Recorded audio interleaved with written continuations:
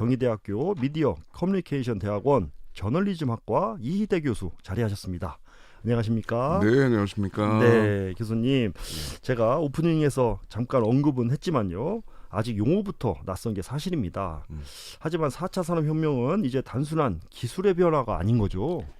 예, 그러니까 4차 산업혁명이라는 말이 어쩌면 그 앞에 1차, 2차, 3차보다 구분해서 말하기 어떤 면에서는 조금 복잡하다고 생각하실 수도 있는데 지금 우리가 그냥 이해하기로 제일 쉬운 거는 AI? 예, 떠오르시는 대로. 네. 근데 AI가 지금 4차 산업혁명에서 제일 중요한 역할을 하고 있는데 그 AI라는 말이 그전부터 있었지만 왜 요새 와서 더 네. 예, 뭐 다들 관심이 있고 그럴까? 예, 거기에 사실 4차 산업혁명의 이제 비밀이 있는데요. 네. AI라는 말을 우리 하도 많이 쓰니까 별다른 느낌이 좀 없지만 Artificial Intelligence라는 말이거든요. 그러면 그게 무슨 얘기냐면 인간처럼 지식을 갖는다는 얘기이기 때문에 네. 언젠가 기계가 공부를 많이 하면 인간을 닮을 수 있지 않을까라는 데서 시작한 건데 네. 지금 AI가 뛰고 있다는 얘기는 like 휴먼이 되고 있다는 거잖아요. 네. 근데 그 like 휴먼이 된 이유는 뭐냐? 저희가 지금 여기 옆에도 스마트폰이 있는데 폰을 들고 다니면서 전 세계의 모든 분들이 그 안에 사람의 모든 행동 양식의 정보를 싹 다 집어넣고 있으니 이게 like 휴먼으로 만든 거죠. 네. 그러니까 그 전까지 정보보다 품질이 너무 좋아지니까 그 품질을 가지고 산업에 응용을 했을 때 네. like human, 즉 사람과 같은 형태의 행동 양식이 예측이 되고 전망이 되고 그러다 보니까 현재 우리가 하면서 놀라고 있는 이 4차 산업혁명이라는 게 만들어진 거라 방금 네. 얘기해드린 것처럼 행동 양식 전반이니까 당연히 단순한 기술 변화 수준은 아니라고 볼 수 있을 것 같습니다. 그래요. 우리 사회에서 지금 4차 산업혁명이 이렇게 회자되고 있는데 네. 본격적으로 거론된 건 언제입니까? 방금 말씀드린 거에 뭐 또 겹치는 부분은 있습니다만 결국은 스마트폰에서 시작입니다. 스마트폰이 만들어진 거는 2007년이지만 실제로 한 10년 정도 데이터가 쌓인 게 2017년도거든요. 그러니까 2007년도에 아이폰 나온 다음에 그런데 그때부터 쌓인 데이터를 갖고 그 이전과는 비교가 안 될 정도로 컴퓨터에다가 응용을 하게 됐고요. 그 응용한 것이 지금 현재 매일마다 달라지는 IT의 새로운 변화를 맞고 있기 때문에 만약 지금 얘기해 주신 거에 언젠가가 거론이라고 한다면 저는 아이폰이 그러니까 스마트폰이 만들어지고 나서 10년 뒤인 2017년부터라고 보고 있습니다. 과거에요. 1차 산업혁명부터 2차 산업혁명으로 그리고 또 3차 산업혁명으로 넘어갈 때까지 과도기가 있었을 텐데요. 지금 우리가 맞이한 이 시기는 과도기를 지난 겁니까? 4차 산업혁명이라는 게 아까 말씀드린 것처럼 스마트폰 나오고 나서 10년 후라고 얘기 드렸고요. 지금 2024년이잖아요. 네. 자, 스마트폰이 나오고 나서 모든 인류의 데이터가 쌓여서 10년이 됐죠. 자, 이제 2017년도부터 현재까지는 10년에서 또 하반기죠. 네. 저는 솔직히 이게 10년씩 2번 넘어가면 더 많이 바뀔 거가 걱정될 수준인데 네. 지금 과도기라고 말씀드린다면 과도기가 될 것 같습니다. 쉽게 말하면 우리보다 기계가 똑똑해질 수 있을 정도의 데이터를 우리가 만들어서 주고 있습니다. 지금. 그런 과정까지 와 있다 말씀을 하셨고요. 이미 제조업뿐만 아니라 서비스업의 산업의 다양한 분야까지 진행이 되고 있죠. 뭐 제가 맨 처음에 이 AI나 4차 산업혁명이 나온 거가 스마트폰 얘기를 드렸는데요. 아주 쉽게 생각하시면 스마트폰에서 쇼핑 앱 같은 걸 아마 쓰시게 되면 아마 앞에 계신 교수님이나 저나 그 앱을 키는 순간 맨 앞에 떠오르는 화면이 UI, UX가 다릅니다. 그러니까 개인화돼 있고 최적화돼 있다는 얘기잖아요. 그건 이미 그 안에 우리가 얘기했던 그 4차 산업혁명 혹은 AI 이런 것들이 들어있다는 얘기가 되는 거니까 이미 뭐 당연한 얘기지만 그 서비스 영역이니 기타 어떤 부분에서도 다 진행이 되고 있다고 볼 수 있습니다. 이러한 변화는요, 미디어 분야도 예외가 아닙니다. 실제 인공지능 로봇을 이용해서 기사를 작성하고요, 실시간 SNS 빅데이터 분석으로 시청자들의 관심 콘텐츠를 한눈에 파악할 수 있는 수준까지 와 있어요. 네, 맞습니다. 후에 뭐 이제 이 질문을 보면 저한테 이제 물어보신 것 중에 제가 운영하고 있는 유튜브 채널에 대한 얘기가 있는데요. 네네. 제가 제 채널 덕분에 음. 그 유명한 좀 유튜버 분들을 좀 만납니다. 네. 근데 그 유튜버 분들이 음. 어느 정도로 예를 들면 본인들이 운영하고 있는 유튜브 채널에 예, 이 데이터 분석을 하느냐면 네. 기침 소리 하나, 웃음 소리 하나가 어느 대목에 나왔을 때 아. 피드백이 나오는 것 같이 네. 체크합니다. 그러니까 방금 얘기해 주신 것처럼 뭐 빅데이터 분석 수준이 아니라 초단위, 네. 프레임 단위라고 보셔도 될 만큼 이미 사용을 잘하고 계신 분들은 많이 쓰고 있습니다. 교수님께서도 희대의 나우 구독 중이라는 채널을 운영하고 계신데요. 네네. 네. 운영은 잘 되고 있습니까? 구독자는 많지 않으십니다만 제가 만나고 싶은 분들을 벌써 한 50여 분 이상 만나고 있어서 그분들도 이제는 저기 출연하면 좀 인정해 주는 건가? 네. 이 정도까지 돼서요. 저도 그 이른바 그 성덕이라고 그러죠. 성공한 덕후. 네. 네. 그 길을 잘 가고 있습니다. 주로 어떤 대상을 많이 만나고 계십니까? 주로는 그러니까 IT라든지 기타 이제 이른바 인플루언서라고 불리우시는 분들이 있잖아요. 예. 그러니까 뭐 유튜버 분들도 계시고요.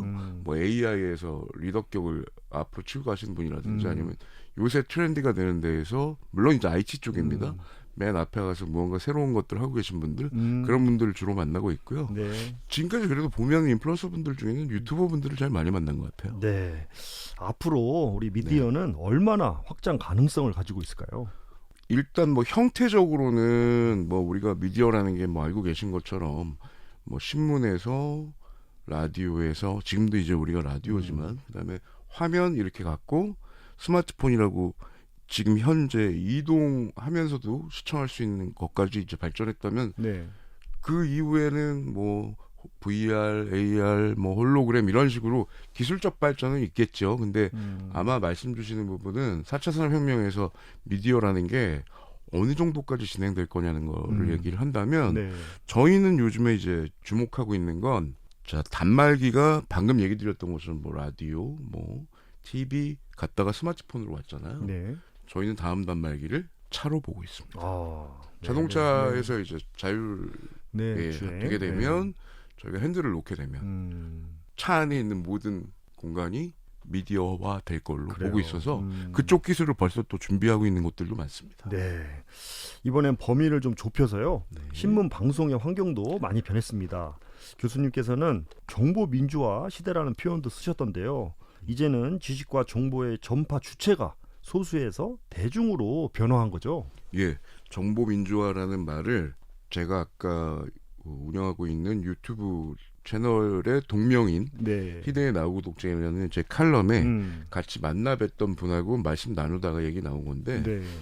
해당 그 우리 유튜버 분은 경제 유튜브셨는데 네. 그분이 우리 이쪽 언론 종사하시거나 하는 분들은 너무 잘 알고 있는 보도 자료 있잖아요. 네네네. 그분의 그 컨셉은 뭐냐면 경제 보도 자료를 미리 읽어주는 거예요. 그게 왜 이 얘기를 제가 왜 드리냐면 알고 계신 분들만 보도 자료 같은 걸 미리 보고 나서 경제 투자를 한다든가 그렇게 될 수가 있는 건데 그렇죠. 이분은 일반 사람들한테도 알려주면 좋겠다라는 그런 얘기신 거였어요. 네. 근데 지금 질문 얘기 주신 것처럼 저는 무슨 얘기 드리냐면 그렇게 세세한 내용들을 뭐 유튜브 채널이나 이런 쪽으로 얘기를 하나씩 미리 던져줄 수 있는 개개인의 객체가 되는 분들이 이제는 방송이라고 얘기할까요? 컨텐츠를 만드시다 보니까 고급 정보나 혹은 뭐 재밌는 정보나 다양하게 접할 수가 있고 오히려 정보 전파 주체가 아까 얘기 주셨던 것처럼 소수에서 대중으로 변화한 걸 수도 있고요. 거꾸로 말하면 대중이라는 게 매스미디어잖아요. 네. 매스미디어에서 오히려 각각 개인의 소수로 넘어갔다라고도 볼 수 있을 것 같고요. 그건 지금 봐서는 저는 좀 바람직한 현상이라고 보고 있는 상황입니다. 네. 시청자들의 입장에서 보면요. 정보 민주화로 인해서 가장 크게 이득되는 점, 이점은 무엇일까요? 하고 싶은 이야기를 할 수 있는 창구가 마련된 거라고 얘기할 수 있을 것 같습니다. 네네. 과거에 만약에 저희가 무슨 뭐 그게 정부를 상대로든 단체를 상대로든 음. 뭔가 얘기를 하고 싶을 때 네. 그 얘기를 하려면 과거 같으면 신문사를 찾아가고 방송사를 그렇죠. 찾아가고 네. 어렵게 음. 설득해가지고 얘기를 했어야 됐다면 네. 지금은 본인의 얘기를 좀 그렇게 편안하게 할 수 있다는 장점도 있고 음. 또 자기가 가지고 있는 끼나 장기 같은 것들도 아. 충분히 표현할 수 있는 네. 채널을 맡게 된 것 음. 그것이 가장 중요하다고 생각합니다. 네. 하지만요, 또 다른 측면에서 보면 또 그만큼 가짜 뉴스라든지 아니면 허위 정보를 얻을 수 있는 부작용도 같이 갖고 있는 거 아니겠습니까? 예, 역시 장단점이 있습니다. 음. 예. 그 장단점이 있지만 또 한편으로는 이럴 수도 있죠. 많은 정보를 택할 수 있는 선택권이 많아지는 게 더 좋을 거냐, 아니면 뭐 고품질이라도 몇 개만 선택할 거냐라고 만약 저희한테 물어본다면 저는 전자가 더 나을 수도 있다는 생각을 하고 있습니다. 네네. 예. 당연히 그렇지만 예, 부작용이 없도록 해야 되는 어느 중간 역할은 필요하다고 생각합니다. 네.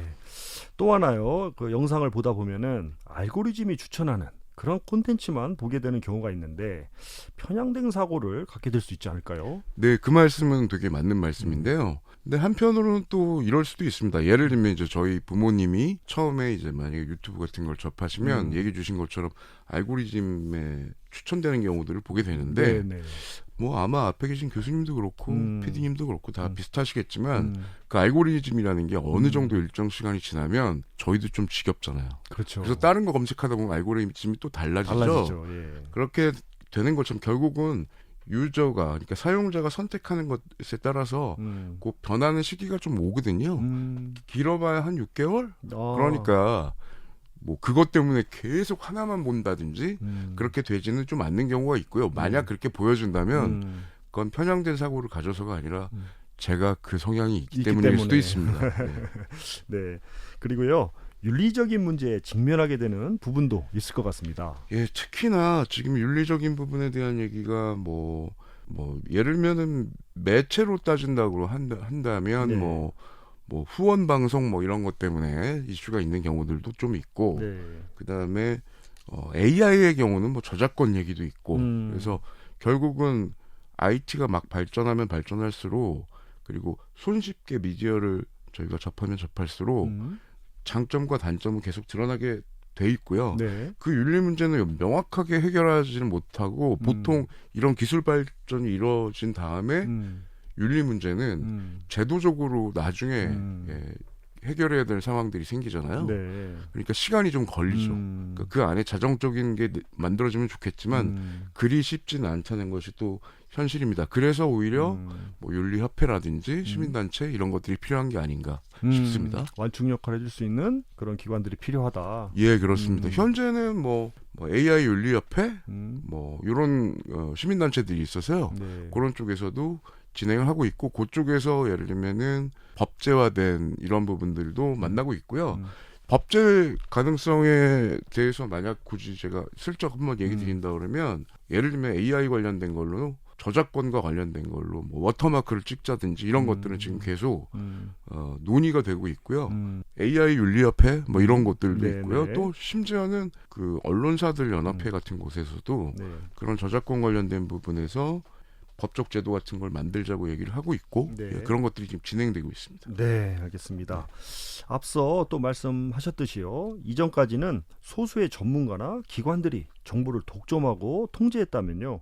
이제는 대중 스스로가 정보를 또 생산하고 공유하게 됐는데 그만큼 언론사는 설 자리가 좁아졌습니다. 어떻게 보세요?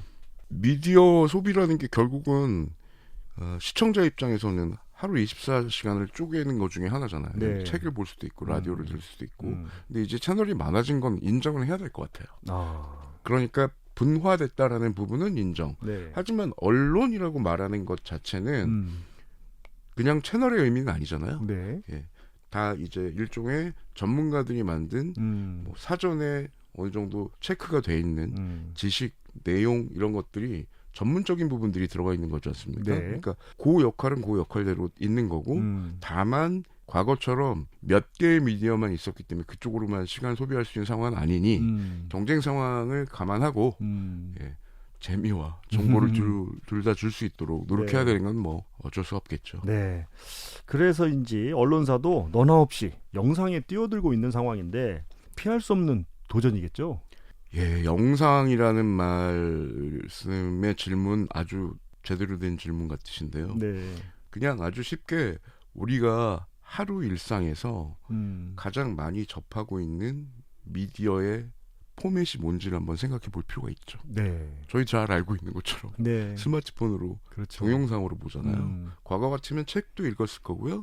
귀로만 들을 수도 있었지만 네. 지금 우리가 영상을 좋아하는 건 영상이 설명력이 더 좋고 표현력도 더 좋고 네. 이해도 쉽기 때문이잖아요. 맞아요. 그러니까 이건 뭐 어느 쪽이 뭐 언론사기 때문에 뭐 이런 게 아니라 이용자들의 어떤 선택 때문에 어쩔 수 없이 따라가야 될 부분이 아닌가 그렇게 생각이 됩니다. 수요자들의 욕구를 채우기 위해서라도 어쩔 수 없는 선택이다. 네, 뭐 어쩔 수는 없을 것 같습니다. 다들 그걸 좋아하니까요. 실제로도 채용 현장에서 디지털 크리에이터를 선호하기도 하죠. 예, 채용 현장도 여러 가지가 있을 텐데 예를 들면 기업들도 그 거의 신입으로 온 학생들한테 시키는 내용이 SNS 채널 관리하는 거 하나랑 네. 그다음에 좀 독특한 아이디어로 우리 회사를 홍보해 보라라고 할 때 어차피 또 활용하게 되는 채널이 SNS, 유튜브 이런 것들이니까 그렇죠. 네. 선호하지 않기는 어렵지 않을까요? 네, 그렇습니다. 네.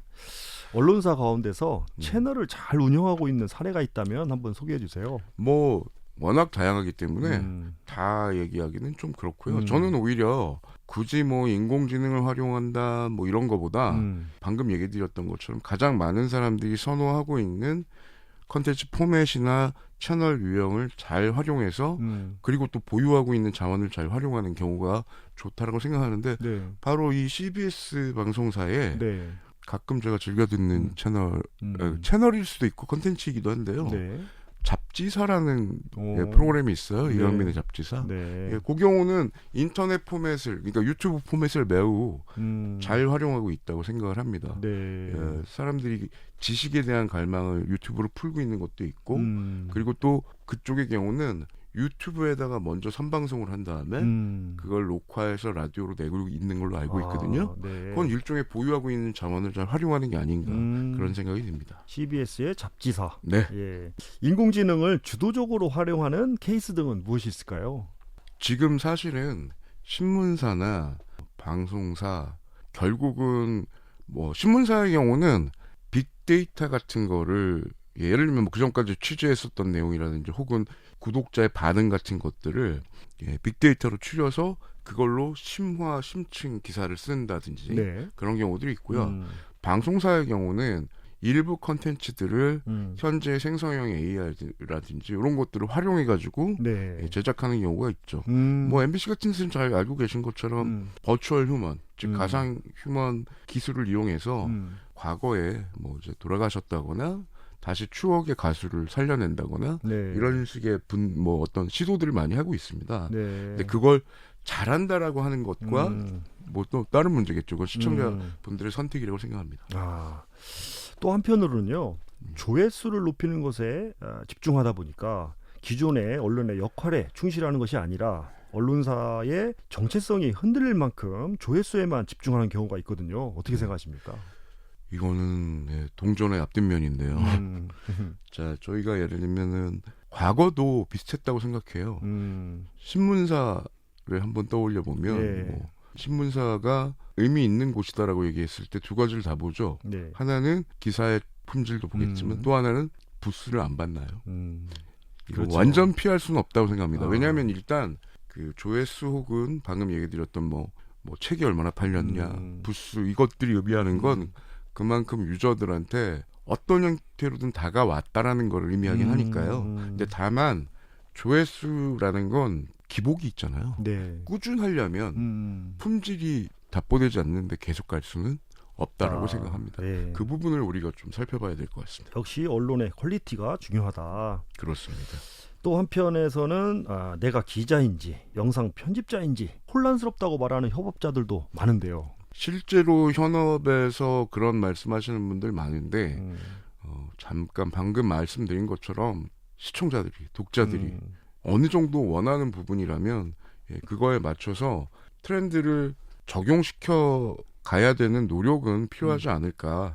다만 이제 매번 조회수 같은 거에 신경 안 쓸 수는 없죠. 네. 그런데 방금 얘기 드린 것처럼 만약에 언론이라고 한다면 컨텐츠 자체 충실도가 없는데 조회수만 올리는 걸로 계속 갈 수는 없겠죠. 어쩌다가 한두 번이 있을 수는 있겠습니다만 그러니까 그런 부분을 양쪽을 잘 중심을 잡아야 되지 않겠느냐 이렇게 생각합니다. 네. 언론사 고유의 역할을 잘 지키면서 트렌드에 맞춰 나갈 수 있는 방법은 없을까요? 오히려 트렌드를 맞춰서 간다 그러면 오히려 뒤로 한 발 늦어질 것 같아요. 네.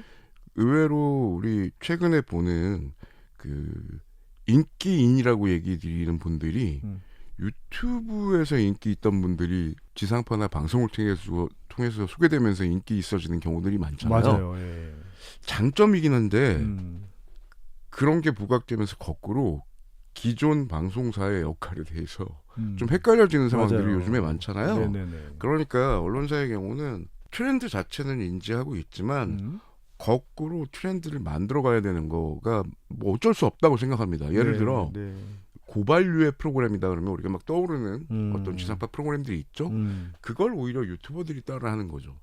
최근에 네. 예, 이렇게 뭔가 여기밖에 못하는 예, 그런 류의 프로그램으로 먼저 앞길을 제시해야지 기존에 있던 히트친 포맷을 거꾸로 따라가게 되면 오히려 순위가 뒤로 밀릴 수도 있겠다는 생각을 많이 하고 있습니다. 트렌드에 맞춰가는 것이 아니라 선도하는 역할을 해야 된다. 네, 그렇습니다. 예, 이렇게 변화하는 환경에서 현업자들도 어떤 그런 마인드를 가져야 될 것 같은데 어떤 역량들을 더 갖춰야 됩니까? 예를 들어서 AI를 한번 얘기 드려볼게요. 이런 얘기 합니다. 다들 이제 물어보실 때 AI 때문에 제 일자리가 뭐 이런 얘기 하시는데 그렇죠. 현실적으로는 반대라고 봅니다. 무슨 말씀이냐면 AI 혹은 신규로 오게 되는 어떤 이런 IT 능력을 키울 경우 네. 남들보다 더 많은 일을 할 수 있는 상황이 되는 거거든요. 그러면 그건 일자리를 누군가 뺏는 게 아니라 내가 할 수 있는 역량을 내 스스로도 높이는 거죠. 다만 과거 같으면 뭐 기술 하나만 배워도 평생 먹고 산다는 시절이 있었지만 네. 이제 이미 그건 깨졌기 때문에 힘들죠. 그러나 공부는 해야 되는 상황이라 IT 쪽 관련된 부분과 뭐 예를 들면 AI라든가 새로운 어떤 신기술에 대해서 어느 정도 깨어있는 자세로 배우는 그런 생각들은 있어야지 예, 시청자들의 마음을 잡을 수 있지 않을까 싶습니다. 끊임없이 학습하는 노력이 필요하다. 네. 예, 앞으로 IT, AI뿐만 아니라 또 어떤 역량을 가진 인재들이 필요할까요? 꼭 방송 쪽 아니더라도요. 저희도 이제 누군가를 뽑는다 그러면 한쪽만 계속 배워가지고 전 이것만 했어요라고 하는 학생들보다는 뭐 다양한 경험을 한 사람들을 네. 얘기를 하거든요. 어차피 지금 방금 말씀드린 것처럼 예를 들면 요새는 문과 출신 학생들이 코딩 배워가지고 개발자 되기도 하고 그러잖아요. 네네네. 그런 맞죠. 것처럼 계속 변화되는 것들에 열려있는 자세로 네. 공부하려고 하는 것 그거 어쩔 수 없이 이제 저희들 선택 저희가 안 한다고 해서 안 할 수 있는 상황이 아닌 것 같고요. 네. 나이 드신 분들도 비슷할 것 같습니다. 네. 우리 지역 언론을 향해서 당부하고 싶은 말씀이 있다면요? 아유, 제가 감히 당부까지는 아닌데요. 네. 프로그램 같은 것들 때문에 뭐 심사를 하거나 아니면 지역분들 만나 뵈면 네. 아까 왜 4차 산업혁명이라는 게 빅데이터라든지 뭐 이런 것들을 잘 활용한다고 그랬잖아요. 지역 언론의 경우는 지역 언론만 가지고 있는 예를 들면 아카이브가 있습니다. 네. 그러니까 여기만 가지고 있는 그렇죠. 일종의 컨텐츠들이 있잖아요. 네. 그걸 다시 데이터화해서 그걸 다시 들여다보는 형태 혹은 그 안에서 컨텐츠를 다시 끄집어낼 수 있는 것들이 현재의 AI 환경에서 오히려 지역 언론들이 한번 시도해 볼 수 있는 상당히 좋은 내용이 될 것 같습니다. 오히려 역으로 지역의 아카이브를 살리는 것이 중요하다. 네, 그렇습니다. 끝으로 하나만 더 여쭤보겠습니다. 10년 후에 미디어의 변화를 예측해 본다면 어떻게 될까요? 야, 정말 힘든 질문이신데요. 분화라는 말은 더 가속화될 것 같습니다. 분화라는 말이 더 가속화된다는 말씀은 그러니까 지금 현재 예를 들면 이런 질문도 비슷해요. 예를 들면 제가 우리 교수님께도 한번 질문 드려본다면 교수님께 뉴미디어는 무엇입니까? 네. 예를 들면 제가 대학교 1학년 때 저희 교수님이 앞에서 침을 치키면서 뉴미디어 시대가 온다고 하셨을 때 그때 뉴미디어가 케이블 TV였습니다. 그렇죠. 맞습니다. 네. 저 그러면 지금의 뉴미디어가 뭐냐고 학생들한테 물어보잖아요. 유튜브라고 하면 옛날 사람 얘기하죠. 유튜브가 뉴미디어는 아니잖아요. 그렇죠.